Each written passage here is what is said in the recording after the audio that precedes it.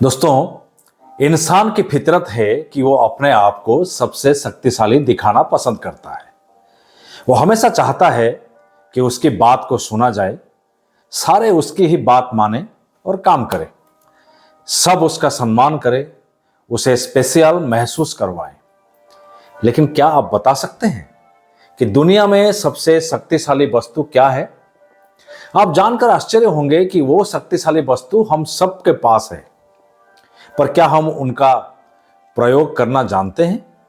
एक छोटी सी कहानी एक गुरु और उनके विद्यार्थियों की। एक दिन गुरुकुल के शिष्यों में इस बात पर बहस छिड़ गई कि आखिर इस संसार की सबसे शक्तिशाली वस्तु क्या है।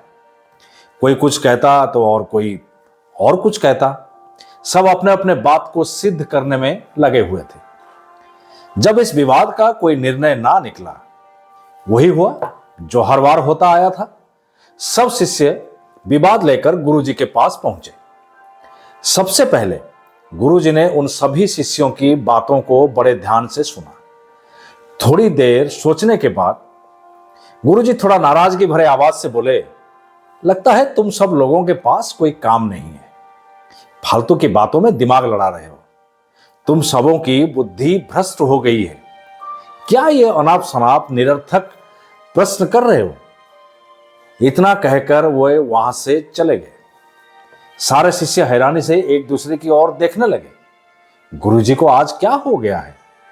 हमेशा शांत रहने वाले गुरुजी से ऐसी उम्मीद किसी को नहीं थी। सभी शिष्य क्रोधित हो उठे और आपस में गुरुजी के इस व्यवहार की आलोचना करने लगे। एक ने कहा, गुरुजी हमारे गुरु हैं, हमारी हर प्रश्नों का उत्तर देना उनका कर्तव्य है। दूसरे ने इस बात का समर्थन करने लगा। अभी वे आलोचना कर ही रहे थे कि तभी गुरुजी उनके समक्ष पहुंचे और शांत स्वर में बोले, मुझे तुम सब पर गर्व है। मुझे खुशी है कि तुम लोग अपना एक भी क्षण व्यर्थ नहीं करते और अवकाश के समय भी ज्ञान चर्चा किया करते हो। गुरुजी से प्रशंसा के बोल सुनकर शिष्य गदगद हो गए। उनका स्वाभिमान जागृत हो गया और सभी के चेहरे खिल उठे। गुरुजी के प्रति उनके सारे शिकायत खत्म हो गए।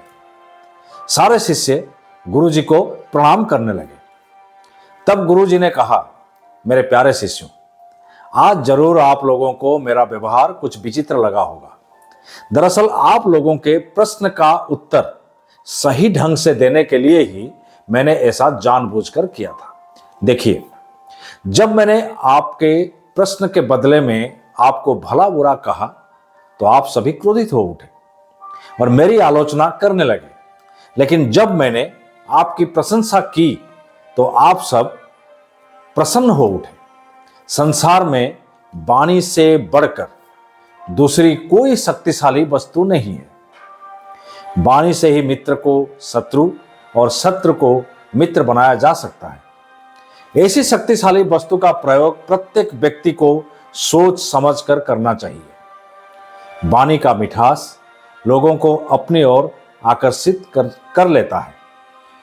गुरुजी की बातें सुनकर शिष्यगण संतुष्ट होकर लौट आए और उस दिन से मीठा बोलने का अभ्यास करने लगे। दोस्तों, हमारी वाणी बेहद शक्तिशाली है। जरूरत है इसका सही प्रयोग करने की। हमें बोलने से पहले सही शब्द और सही लहजे का चुनाव करना चाहिए।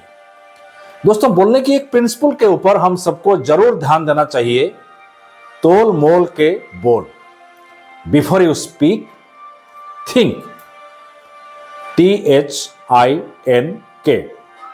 T for true. जो आप कह रहे हैं क्या वो सच है? H for helpful.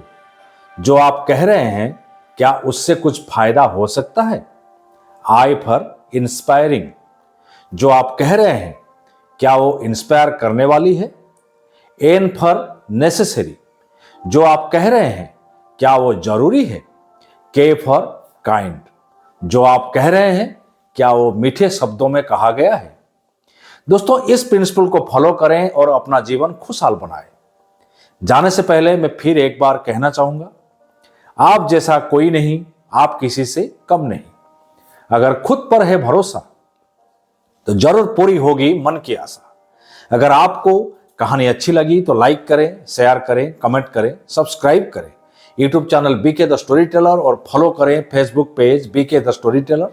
अगले हफ्ते फिर एक नई कहानी लेकर आऊंगा। तब तक के लिए स्वस्थ रहें। धन्यवाद।